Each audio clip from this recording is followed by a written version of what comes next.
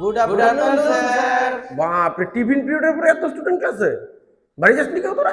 হ্যাঁ, টিফিন পিরিয়ডটা শেষ হয়ে গেল না, ক্লাস নিতে ইচ্ছে করে না, বুঝলি? ওই সামনে তিনজন কোথায়? স্যার ওরা পালিয়ে গেছে। পালিয়ে গেছে?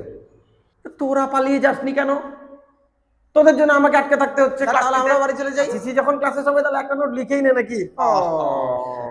স্যার আসবো? কটা বাজে এখন? হ্যাঁ, এতক্ষণ আসার সময় হলো? টিফিন করতে লেট হয়ে গেছে। এক কাজ কর, কান ধরে দাঁড়িয়ে থাক গার্লস সেকশনের সামনে গিয়ে। গরম লাগছে না?